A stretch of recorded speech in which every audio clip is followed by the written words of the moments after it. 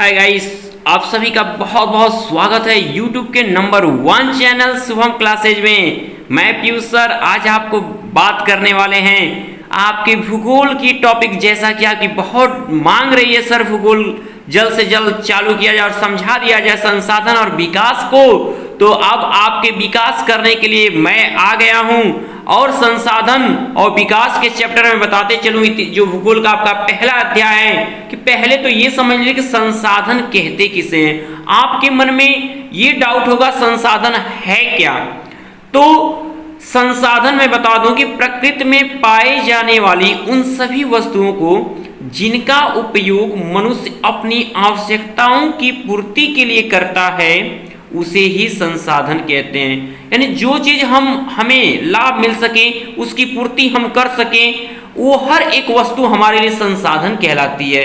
दूसरे तौर पे हम कह सकते हैं संसाधन की परिभाषा कि वह वस्तु जो मनुष्य की कठिनाइयों को दूर करने में समर्थ हो और उसकी आवश्यकताओं को संतुष्ट करती हो तथा मानव जीवन को उपयोगिता प्रदान करती हो उसे संसाधन कहते हैं। यानी कि आवश्यकता को हमारे संतुष्ट कर दें और हमारे लिए उपयोगी साबित हो जाए, वो हर एक चीज हमारी क्या होती है, संसाधन होती है। तो इस तरह से अब संसाधन को अनेक जो है आपके बहुत से कुछ ज्ञानियों ने अपने अपने भाव भी दिए हैं। चलिए उनको देख लेते हैं, जिनमें हमारे मुख्य जेम्स फिशर हैं। जेम्स फिशर के अनुसार संसाधन क्या है कि संसाधन वो वस्तु है, कोई भी वस्तु हो सकती है जो मानवीय इच्छाओं या आवश्यकताओं की संतुष्टि करती है। वहीं पर वीसी मैकनॉल ने कहा कि प्राकृतिक संसाधन उन संसाधनों को कहते हैं जो प्रकृति द्वारा प्रदान किए जाते हैं और मनुष्य के लिए उपयोगी होते हैं। तो इस तरह से आप संसाधन को समझ रहे हो। अभी संसाधन से रिलेटेड बहुत सी चीजें आगे आने वाली है, इसलिए वीडियो के साथ आप शुरू से अंत तक बने रहिएगा। और ये वीडियो एक ही वीडियो में आज मैं संसाधन विकास से जुड़ी हर एक टॉपिक और कैसे एग्जाम में क्वेश्चन पूछे जाएंगे सब मैं क्लियर करने वाला हूं। तो आप मेरे साथ ऐसे ही वीडियो तक अंत तक चलिए। तो अब अपनी भाषा में तो आप जान गए कि जो वस्तुएं हमारे लिए उपयोगी होती है अर्थात हमारे आवश्यकताओं की पूर्ति करते वो संसाधन होते हैं। लेकिन अब संसाधन के प्रकार भी होते, बहुत से अलग अलग तरीकों से हम स्रोत होते हैं हमारे, हम अलग अलग चीजों का उपयोग करते हैं। तो क्या होते हैं, पहला उत्पत्ति के आधार पर देख लेते हैं कि जैव संसाधन नाम सुना होगा आपने। आप साइंस के भी विद्यार्थी हो, इसमें बहुत से लोग जो आर्ट्स के वो अलग बात है, साइंस के भी विद्यार्थी इस चीज को समझ सकते हैं। जैव संसाधन क्या है कि जीव मंडल से जैव संसाधनों की प्राप्ति होती है और इसमें जीवन व्याप्त होता है, जैसे मनुष्य, वनस्पति जात, प्राणी जात, मत्स्य, पशुधन आदि, चाहे मछली हो, जानवर हो, मनुष्य हो, पेड़ पौधे या कोई भी ऐसा प्राणी जगत हो, सभी चीजों में क्या होते हैं, जैव संसाधन मौजूद होता है। अजैव संसाधन की बात कर लेते हैं। तो अजैव संसाधन हो गया आपका कि निर्जीव वस्तुओं से बने समस्त संसाधन अजैव संसाधन का, यानी जो वस्तुएं निर्जीव चीजों से बनी होती है वो अजैव संसाधन, जैसे में चट्टानें और धातुएं। अब इनमें क्या है, कोई भी चट्टान हो, चाहे कोई धातु हो, चाहे सोना चांदी कुछ भी हो, ये सब चीजें क्या है, इनमें कोई भी वस्तु सजीव नहीं है। जैसा जैव में देखा सभी चीजें सजीव थी, ये चीजें क्या है, निर्जीव हैं, इसलिए इन्हें अजैव यानी जो जीवित नहीं है। ऐसे संसाधन क्या है, अजैव संसाधन है। अब अगला दूसरा है कि समाप्यता के आधार पे क्या संसाधन है। पहला संसाधन देखते हैं, नवीकरण योग्य संसाधन, भौतिक, रासायनिक या यांत्रिक प्रक्रियाओं द्वारा नवीकृत या पुनः उत्पन्न किया जा सकने वाला संसाधन नवीकरण योग्य संसाधन या पुनः पूर्ति योग्य संसाधन कहलाता है। जैसे पवन ऊर्जा, सौर ऊर्जा, जल, वन व वन्य जीवन आदि। यानी चाहे वो भौतिक स्रोत से हो, रासायनिक स्रोत से या किसी नई प्रक्रिया द्वारा जो संसाधन हमें प्राप्त होता है वो नवीकरण योग्य संसाधन कहलाता है। अब अगला अनवीकरण योग्य संसाधन, ये कैसा संसाधन है? एक लंबे भूवैज्ञानिक अंतराल में इन संसाधनों का विकास होता है, यानी बहुत अधिक सालों के बाद ऐसी घटना घटती है जब वो चीजें हमें मिलनी फिर शुरू हो जाती है। एक बार वो चीजें खत्म होती हैं, फिर कुछ यानी कभी कभी आपके कई दशक की बात छोड़िए, कई शताब्दियां बीत जाती हैं फिर वो चीजों का स्रोत खोजने में या पाने में, जैसे खनिज और जीवाश्म ईंधन आदि।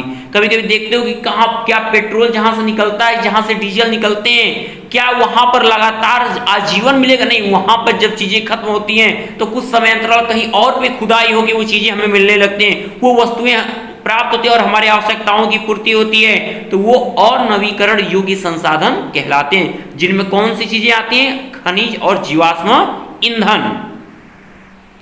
स्वामित्व के आधार पर देख लेते हैं व्यक्तिगत संसाधन, जिसमें हमारा मालिकाना हक हो, तो ऐसे संसाधन निजी व्यक्तियों के स्वामित्व में भी होते हैं, जैसे में बाग, चरागाह, तालाब और कुओं का जल आदि। यानी तालाब का पानी, कुएं का पानी, बाग, चरागाह, ये किसी व्यक्ति के द्वारा भी हमारे कोई एक व्यक्ति अपना खुद का ये चीज स्थापित करके हमारे आवश्यकताओं की पूर्ति करा सकता है। ऐसे ही संसाधन व्यक्तिगत संसाधन में आते हैं।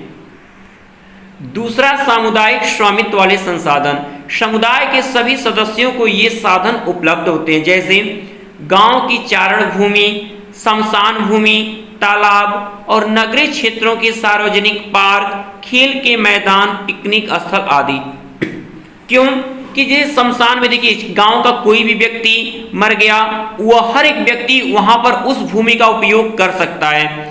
तालाब हुआ गांव का, जो सार्वजनिक तालाब है, जो किसी की व्यक्तिगत संपत्ति पे नहीं है, तो उस तालाब में कोई गांव का व्यक्ति नहा सकता है। पार्क है, उस पार्क में कोई भी जा सकता है। खेल का मैदान कोई भी खेल सकता है। तो ये भी हमारे लिए हमारी आवश्यकताओं की पूर्ति ही करते हैं, लेकिन इन पर कोई किसी एक व्यक्ति का अधिकार नहीं होता, वहां पूरे समूह का अधिकार कोई भी वहां पर प्रयोग कर सकता है।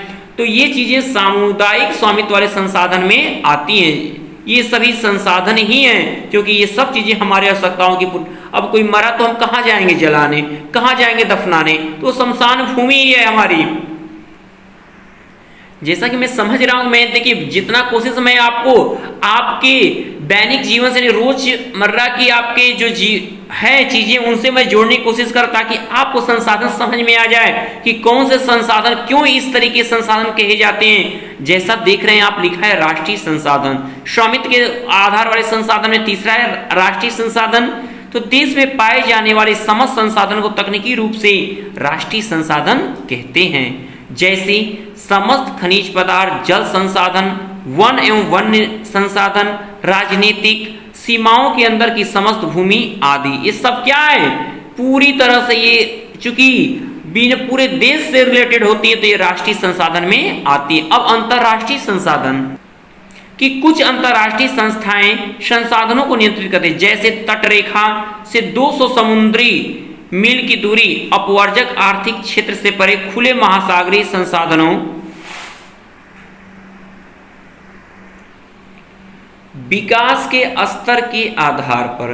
देखिए, संभावित संसाधन ऐसे संसाधन जो किसी प्रदेश में विद्यमान तो होते हैं, लेकिन इनका उपयोग नहीं किया गया है, उन्हें संभावित संसाधन कहते हैं। भारत के पश्चिमी भाग, विशेषकर राजस्थान और गुजरात में पवन और सौर ऊर्जा संसाधनों की व्यापक संभावना है, किंतु इनका सही ढंग से विकास नहीं हुआ है। ओके, दूसरा बात कर लेते हैं विकसित संसाधन की, कि ऐसे संसाधनों को विकसित संसाधन कह सकते हैं जिनका सर्वेक्षण किया तो जा चुका है और उनके उपयोग को गुणवत्ता और मात्रा निर्धारित की जा चुकी, यानी पूरी तरह उनकी खोज करके ये कितने अच्छे हैं, कितने खराब हैं, कितनी मात्रा होनी चाहिए, ये सब चीजें क्या इनका विकास दर देखा गया है। इसलिए ऐसे संसाधनों को विकसित संसाधन में रखा गया है। सबसे ज्यादा तो हम लोग को ये प्रश्न पूछता है और हमारे मन में भी ये रहता है, संसाधनों का आखिर विकास हुआ कैसे। पूछता है संसाधनों का विकास किस प्रकार हुआ। तो मानव की ऐसी मान्यता है कि संसाधन प्रकृति की देन है, परिणाम स्वरूप मानव ने इनका अंधाधुंध उपयोग किया है, जिनसे निम्नलिखित मुख्य समस्याएं उत्पन्न तो हो गई। वो समस्याएं क्या रही? पहला, कि संसाधनों के अंधाधुंध शोषण से वैश्विक परिस्थितिकी संकट पैदा हो गया, जैसे भूमंडलीय तापन, ओजोन परत का अवक्षय, पर्यावरण प्रदूषण और भूमि निम्नीकरण आदि। ये सब किसके कारण हुआ? संसाधनों के लगातार बहुत ज्यादा अनावश्यक प्रयोग भी हमारे लिए खतरे का घंटी है। संसाधन समाज के कुछ ही लोगों के हाथ में आ गए, जिससे समाज दो हिस्सों में संसाधन संपन्न एवं संसाधनहीन अर्थात अमीर और गरीब में बट गए हैं। संसाधन नियोजन क्या है? संसाधन नियोजन संसाधनों के विवेकपूर्ण उपयोग हेतु अत्यावश्यक सर्वमान्य रणनीति है। भारत जैसे देश में जहां संसाधनों की बहुलता है, संसाधन नियोजन और भी महत्वपूर्ण, यानी जब चीजें बहुत ज्यादा हो गई, उनको हम किस तरीके से नियोजित करके उनका उपयोग हम अपने अलग अलग तरीके से कर सकते हैं, यही चीज क्या कहलाती है? संसाधन नियोजन कहलाती है। अब बात करते हैं भारत में संसाधन नियोजन होता कैसे। संसाधन नियोजन एक जटिल प्रक्रिया है जिसमें निम्नलिखित सोपान शामिल हैं। जैसे पहला, देश के विभिन्न प्रदेशों में संसाधनों की पहचान कर उनकी तालिका बनाना। इस कार्य में क्षेत्रीय सर्वेक्षण मानचित्र बनाना, संसाधनों का गुणात्मक एवं मात्रात्मक अनुमान लगाना व मापन करना है। ओके। दूसरा है, संसाधन विकास योजनाएं लागू करने के लिए उपयुक्त प्रौद्योगिकी, कौशल और संस्थागत नियोजन ढांचा तैयार करना। तीसरा, संसाधन विकास योजनाओं और राष्ट्रीय विकास योजनाओं में समन्वय स्थापित कर लेना। ये भारत में संसाधन नियोजन के मुख्य बिंदु हैं।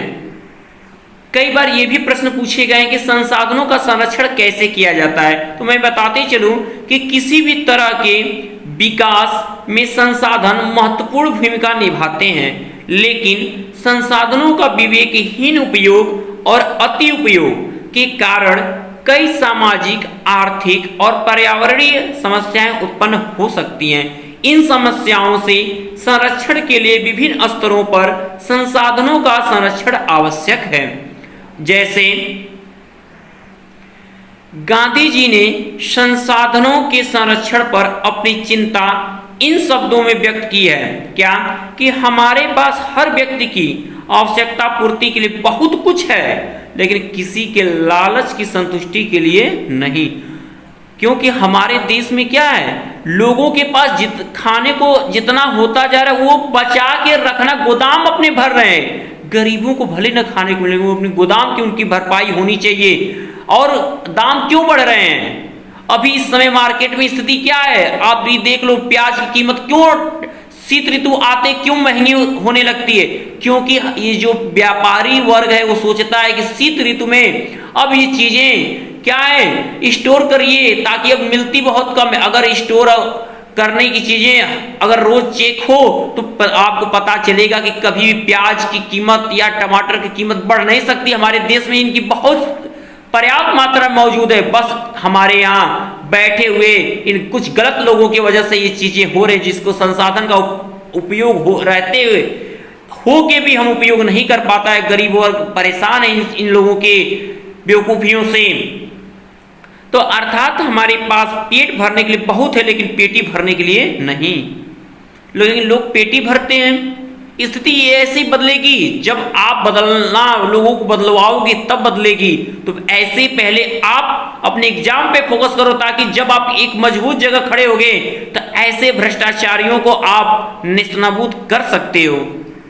जिसमें भू संसाधन देख लिया जाए। भूमि एक महत्वपूर्ण संसाधन है, क्योंकि भूमि पर ही रहकर मनुष्य अपनी आवश्यकताओं की पूर्ति करता है। इसका उपयोग मनुष्य कृषि कार्यों के लिए मकान, सड़क, उद्योग, व्यापार और रेल मार्ग के निर्माण के लिए करता है।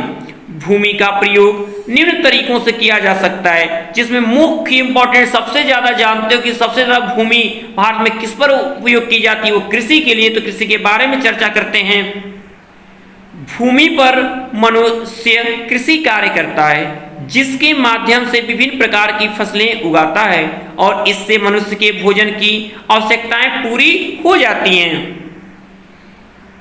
हम दूसरा प्रयोग भूमि का किस में करते हैं? आवास, यानी अपने रहने के लिए स्थान में। भूमि पर ही मानव अपने रहने के लिए मकान बनाकर अस्थायी आवास करता है। मानव उन्हीं क्षेत्रों में रहना पसंद करता है जो औद्योगिक और व्यापारिक रूप से महत्वपूर्ण होते हैं। तीसरा भूमि का उपयोग खनन, यानी खानों में यानी खोदने में किया जाता है। पृथ्वी के अंदर अनेक प्रकार के खनिज पाए जाते हैं, इसलिए मानव उन क्षेत्रों में खनन का कार्य करते हैं। ये सब उपयोग किस भूमि पर ही होते हैं जहां खनिज के संचित भंडार पाए जाते हैं। आज ये सब चीजें क्या, एक प्रकार के संसाधन, एक बड़ा सा संसाधन खनन के द्वारा हमें प्राप्त होता है। भूमि उद्योग की बात करें, भूमि के जिन क्षेत्रों में उद्योगों के लिए कच्चा माल प्राप्त होता है, उन क्षेत्रों में उद्योगों की स्थापना भी की जाती है। पांचवा चारागाह, भूमि के जिन क्षेत्रों में घास पाई जाती है वे क्षेत्र चारागाह के लिए प्रसिद्ध हैं। गांव के बाहर की भूमि और वनों के बाहरी हिस्से चारागाह के लिए क्या होते हैं? उपयुक्त होते हैं। जितनी चीजें गांव के बाहर की जो हिस्से चारागाह के लिए क्यों उपयुक्त होते हैं? क्योंकि वहां पर कोई रख रखाव न होने से क्या होती हैं? घासें उगाती हैं, हरियाली आती है, पशुओं के लिए बहुत ज्यादा फायदेमंद होती है वो भूमि। भूमि उपयोग को प्रभावित करने वाले कारक। भूमि का उपयोग मुख्य रूप से दो कारकों पर निर्भर। पहला है भौतिक कारक, दूसरा है आर्थिक एवं सामाजिक कारक। पहले हम बात कर लेते हैं भौतिक कारक के बारे में कि भौतिक कारकों के अंतर्गत कारकों का अध्ययन करते हैं। क्या है? पहला, भूमि का ढाल। भूमि की प्राकृतिक बनावट उसके उपयोग को सीमित कर देती है। दूसरा, मिट्टी का आवरण। किसी भी स्थान पर पाई जाने वाली मिट्टी वहां की कृषि को प्रभावित करती है। तीसरा, शैलों की प्रकृति और उनमें पाए जाने वाले खनिज। जिन शैलों में लौह अयस्क, कोयला, खनिज तेल और बॉक्साइट आदि खनिज पाए जाते हैं वहां खनन व्यवसाय का विकास होता है। चौथे पॉइंट की बात कर लें तो भूमिगत जल की उपस्थिति। आपको पॉइंट भी याद हो तो आप उनमें लिख सकते हो। पॉइंट को ज्यादा क्लियर करना कि पॉइंट याद करो और उसके अंदर तो मैं समझा रहा हूं, इन पॉइंट को के साथ साथ उसको एक्सप्लेन यानी व्याख्या करने की कोशिश कर दो, उतने ही से आप पूरे मार्क्स ले सकते हो। तो वर्षा का जल रिस पृथ्वी के अंदर चला जाता है, जिससे उस स्थान पर भूमि के अंदर जल का स्तर ऊंचा हो जाता है। भारत में भूमि उपयोग का प्रारूप की बात करें कि भारत में भूमि उपयोग का क्या प्रारूप बनाया गया है, मैं बताते चलूं कि भारत में भू उपयोग को निर्धारित करने वाले तत्वों में भौतिक कारक जैसे भू आकृति, जलवायु और मृदा के प्रकार तथा मानवीय कारक जैसे भू आकृति, जलवायु और मृदा के प्रकार तथा मानवीय कारक जैसे जनसंख्या घनत्व, प्रौद्योगिकी क्षमता, संस्कृति और परंपराएं इत्यादि शामिल हैं। भारत का कुल भौगोलिक क्षेत्रफल 32.8 लाख वर्ग किलोमीटर है, परंतु इसके 93% भाग के ही भूमि उपयोग आंकड़े उपलब्ध हैं।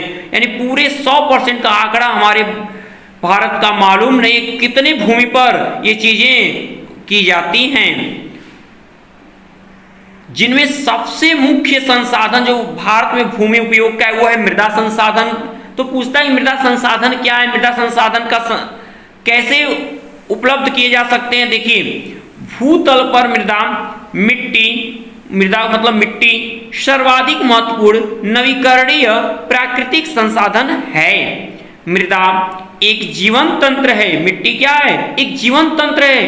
कुछ सेंटीमीटर गहरी मृदा बनने में लाखों वर्ष लग जाते हैं। कुछ सेंटीमीटर की मिट्टी बनने में सोचो थोड़े मोड़े वर्ष नहीं लगते हैं, उसके लिए लाखों वर्ष लगता है। तो वो चीज मिट्टी में तब्दील हो जाती इतने आसानी से, जिस मिट्टी की कीमत नहीं समझते हो आप। मिट्टी की कीमत कितनी अनमोल है, समय आने पे सबको पता चल जाती है।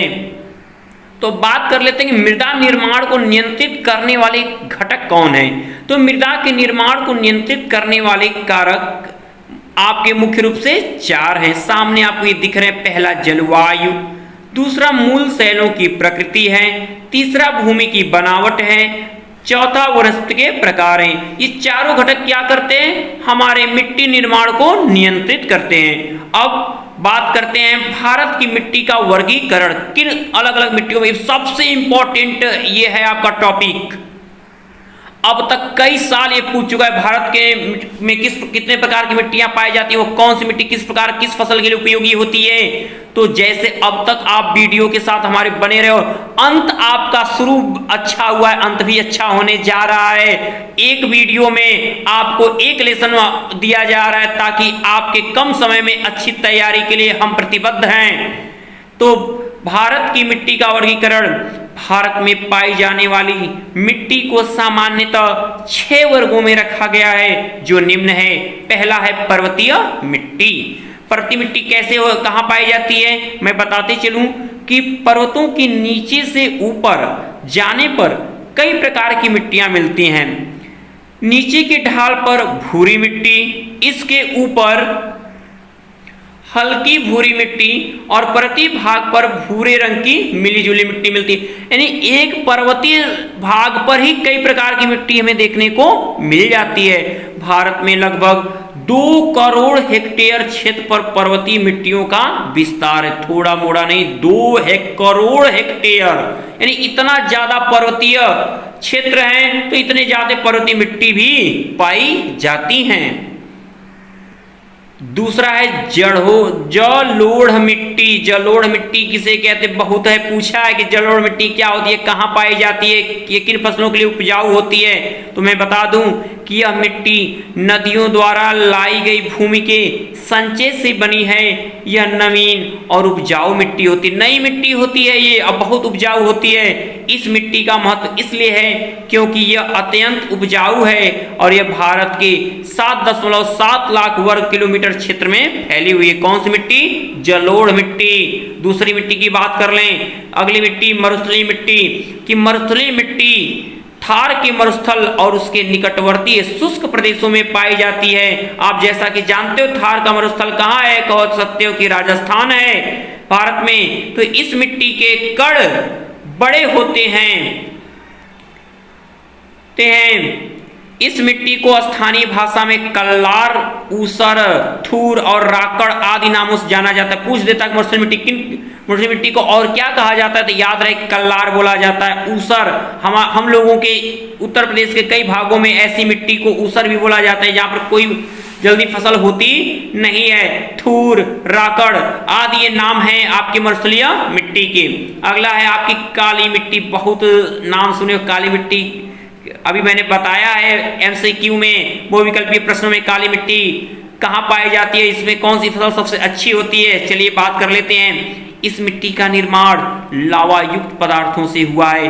प्राचीन काल में दक्षिण के पठार में ज्वालामुखी के उद्गार से लावा बहकर धरातल के ऊपर फैल गया और ठंडा होकर ठोस रूप में जम गया, जो आज काली मिट्टी के रूप में स्पष्ट हो गया। यानी लाखों वर्ष पहले जब ज्वालामुखी फटी तो वहां से बहुत से लावा जो हुए निकले और वो लावा धीरे धीरे ठंडा होते होते इस धरती पर आ गया। धीरे धीरे वो मिट्टी में तब्दील हो रही मिट्टी काली मिट्टी, जो क्या है पूरी तरह से एक उपजाऊ मिट्टी के रूप में है भी होती है ये काली मिट्टी। इस मिट्टी को रेगुर मिट्टी भी हम कहते हैं। पूछता है कि रेगुर मिट्टी है काली मिट्टी, ऑप्शन ऐसे अलग अलग देता है तो आपको याद रहे कि रेगुर मिट्टी किसे कहते हैं, काली मिट्टी को। ये मिट्टी आपसे भूल जाए तो जिस प्रकार आप अपने मिट्टी की शान नहीं भूलते उसी प्रकार इस चैप्टर से मिट्टी के टॉपिक नहीं भूलोगे, क्योंकि बहुत ज्यादा क्वेश्चन पूछे हैं, मैंने देखा है और आप भी देख लो। तो लाल या पीली मिट्टी, इस मिट्टी का रंग लाल इसलिए होता है क्योंकि गर्मी के दिनों में कैपिलरी छिद्रों द्वारा मिट्टी पर लोहे का जंग उतर आता है। इस मिट्टी में ज्वार बाजरा की खेती ही होती है। इस मिट्टी का पीला रंग जल योजन के कारण होता है। अगली मिट्टी है लेटेराइट मिट्टी। लेटेराइट मिट्टी का रंग लाल और हल्का पीला होता है। यह मिट्टी बड़े कण वाली होती है। यह मिट्टी अनुपजाऊ प्रकार की है। जुताई एवं खाद का इस्तेमाल करके इसमें ज्वार बाजरा, गेहूं, दलहन आदि की फसलें उत्पन्न की जाती हैं। यानी इसमें अलग अलग खाद डालने पे तब जाके उपजाऊ मिट्टी बनती है। यह मिट्टी पाई कहाँ जाती है? मिट्टी भारत के 8 लाख वर्ग किलोमीटर क्षेत्र पर फैली है। 8 लाख वर्ग किलोमीटर पर भी ये इतनी ज्यादा क्षेत्र में ये लेटेराइट मिट्टी भारत में है। वन मृदा यानी जंगली मिट्टी, प्राय इस प्रकार की मृदा पहाड़ी और पर्वतीय क्षेत्रों में पाई जाती है जहां पर्याप्त वर्षा वन उपलब्ध है, यानी बारिश करने वाले वन उपलब्ध हैं। वन मृदा के गठन में पर्वतीय पर्यावरण के अनुसार बदलाव आ जाता है। जो वन मृदा है वो जैसा वहां का वातावरण है उस अनुसार वहां पर मिट्टी पनपती है।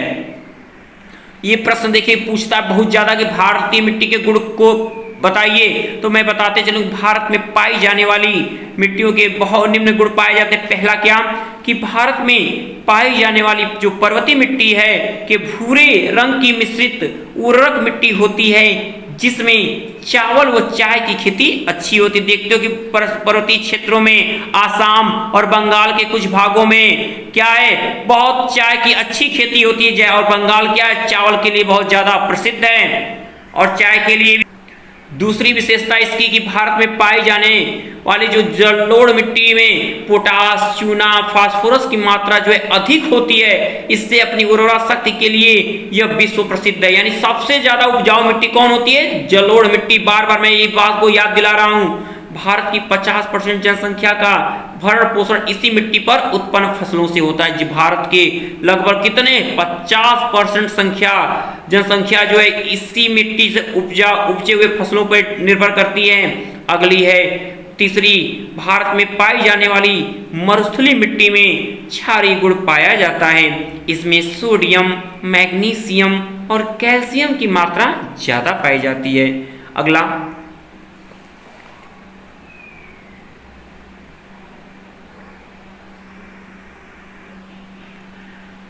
भारत में पाई जाने वाली काली मिट्टी का निर्माण ज्वालामुखी के उद्गार से निकले लावा से हुआ है, इसलिए यह मिट्टी उपजाऊ है। क्यों? जो काली मिट्टी किससे निकला? अभी मैंने बताया कि ज्वालामुखी से, इसलिए सबसे ज्यादा यह भी उपजाऊ होती है। भारत में पाई जाने वाली जो लाल मिट्टी में फास्फोरस, जीवांश और नाइट्रोजन की कमी होती है, इसलिए यह मिट्टी कम उपजाऊ है। मिट्टी का रंग कितना होता है और कितना महत्वपूर्ण मिट्टी है आज आप इसे पे ही पढ़ रहे हो। भारत में पाई जाने वाली जो लेटेराइट मिट्टी का रंग पीला होता है, यह कम उपजाऊ होती है। इसमें मोटे अनाज जैसे में चाय होते हैं, रबड़ होता है, काजू होता है, कहवा होता है और इसमें गन्ने की भी खेती की जाती है। गन्ना भी होता है इसी लेटेराइट मिट्टी में। तो इस तरह से मेरे प्यारे बच्चों, इस तरह से आपका यह संसाधन और विकास का ये चैप्टर खत्म होता है और उम्मीद करते हैं कि एक एक टॉपिक को मैंने पूरे अच्छे से आपको समझा दिया। अब इससे संसाधन विकास से कोई क्वेश्चन आपके सामने आ जाए तो एक बार इस वीडियो को देख लीजिएगा, जो आपके डिस्क्रिप्शन बॉक्स में इसका लिंक दिया हुआ है, कभी भी देख सकते हैं। तो आज तो पहले एक बार पढ़ ही लीजिएगा और जब भी जरूरत पड़े बार बार इसे देखिए और समझिए और आपके पूरे प्रश्न क्लियर होते चले जाएंगे। और अभी यदि आप इसके नोट्स लेने चाहते हो, इसकी पीडीएफ पाना चाहते हो, तो आप शुभम क्लासेज का आप जो है पेड क्लास ज्वाइन जल्द से जल्द कर लें। और यदि आज की वीडियो आपको पसंद आई हो तो इसे ज़्यादा से ज़्यादा लाइक और शेयर भी करें। तो पहले आप सब्सक्राइब करें चैनल को, फिर पेड क्लास ज्वाइन करें ताकि आपकी एक जोरदार तैयारी होती रहे और आप 90 पार ला के दिखाओ, क्योंकि इनाम भी आपका रखा हुआ है। 90 पार जाके जो सबसे बड़ा टारगेट टच करेगा, हमारे पेड क्लास को जो ज्वाइन किया रहेगा, वो इनाम उसके लिए ही रखा हुआ है। तो मेरे प्यारे बच्चों, तब तक के लिए गुड लक।